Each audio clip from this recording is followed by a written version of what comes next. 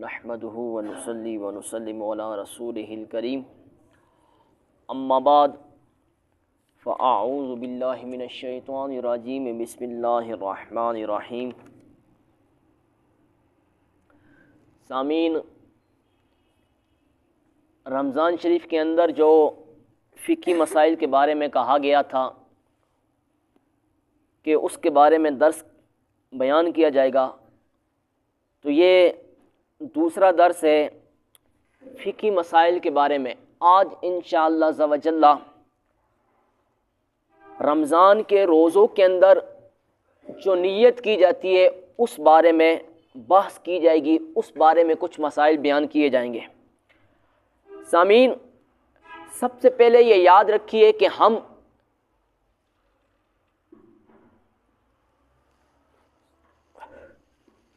روزہ رکھتے ہوئے یہ نیت کرتے ہیں وَبِصَوْمِ غَدٍ نَوَيْتُ مِنْ شَهْرِ رمضان۔ یہ یاد رکھیے کہ اس پر بھی کچھ لوگ اعتراضات کرتے ہیں کہ یہ نیت کہاں سے آپ نے نکال لی ہے۔ سب سے پہلے یہ یاد رکھیے کہ نیت جو ہے نا وہ دل کے ارادے کا نام ہے، دل کے قصد کا نام ہے۔ بندے کی جو دل کی کیفیت ہوتی ہے اس کو کیا کہتے ہیں؟ نیت کہتے ہیں۔ اگر کوئی بندہ زبانی طور پر یہ نہ بھی کہے کہ میں کل کیا رکھوں گا، آئندہ کل روزہ رکھوں گا، اس کا ارادہ ہو روزہ رکھنے کا، اب وہ زبانی نیت نہ بھی کرے تو بھی کیا روزہ ہو جائے گا۔ لیکن علماء فرماتے ہیں کہ زبان کے ساتھ یہ الفاظ کہہ لینا مستحب ہے، مباح ہے، اور یہ بہتر ہو جاتا ہے، احسن عمل ہو جاتا ہے کہ بندہ اس طرح کہے وَبِصَوْمِ غَدٍ نَوَيْتُ مِنْ شَهْرِ رمضان۔ لیکن یہ جو الفاظ ہیں یہ یاد رکھیے اس وقت ہیں کہ جب بندہ رات کے وقت نیت کرے کہ کل میں کیا کروں گا، روزہ رکھوں گا۔ اب ہمارے ہاں یہ ہوتا ہے کہ ہم کیا کرتے ہیں، سحری کھا کر جب صبح کی اذان ہونے لگتی ہے اس سے پہلے کیا کرتے ہیں، ہم نیت کر رہے ہوتے، تو اس وقت یہ الفاظ نہیں کہنے چاہیے، بلکہ بندہ اس طرح کہے کہ آج کے دن کی روزے کی میں نیت کرتا ہوں، تو اس وقت غد کا لفظ استعمال نہیں کرنا چاہیے، بلکہ کہنا چاہیے وَبِصَوْمِ الْيَوْمِ نَوَيْتُ مِنْ شَهْرِ رمضان، کہ میں آج کے دن کے روزے کی نیت کرتا ہوں۔ تو اس طرح یہ الفاظ کہے تو یہ کیا ہے، بہتر اور احسن اور مستحب ہو جائے گا۔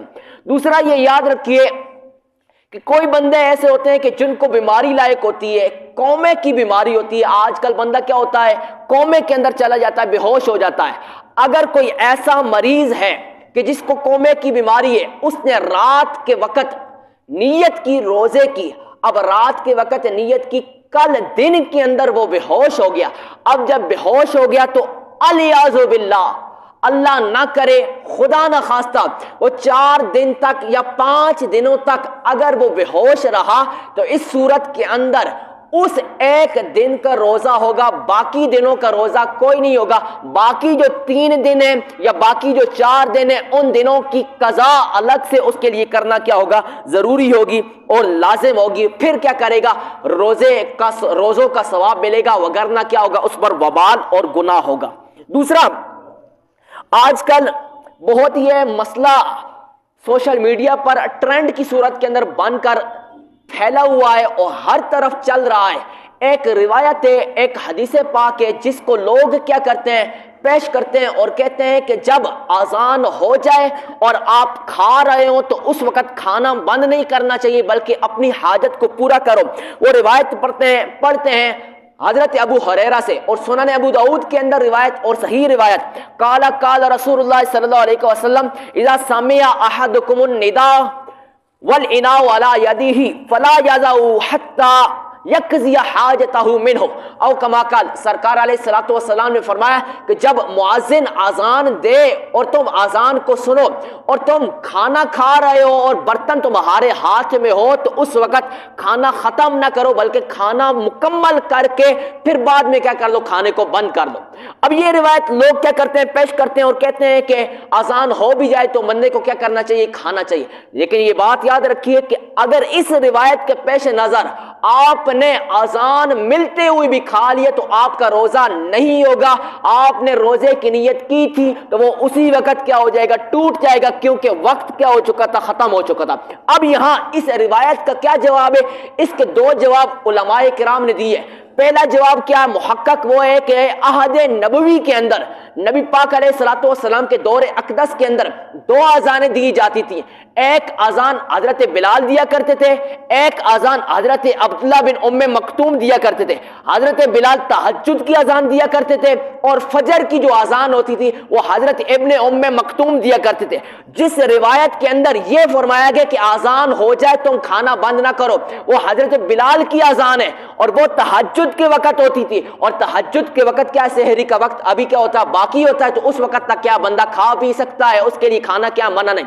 دوسرا جواب علماء نے یہ دیا کہ اس کے اندر یہ کہ اگر کسی بندے کو سحری کے ٹائم کے اندر کیا ہو, شک ہو, اور اس کو کیا ہو, یہ شک ہو کہ آیا ٹائم ختم ہوا یا کہ نہیں ہوا, تو شک کے پیش نظر کھا سکتا ہے.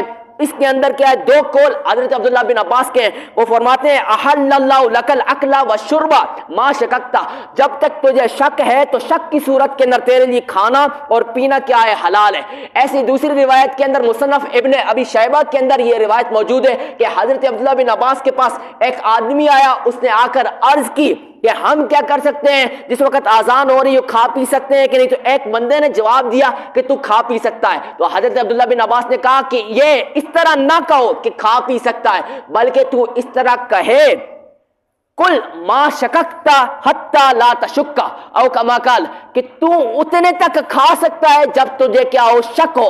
ہاں اگر تیرا شک ختم ہو جائے, تجھے کیا ہو جائے, یقین ہو جائے کہ اب کیا ہے, ٹائم ہو چکا ہے, ختم ہو چکا ہے, سحری بند ہو چکی ہے, پھر کیا کر دے, کھانا ختم کر دے, بند کر دے.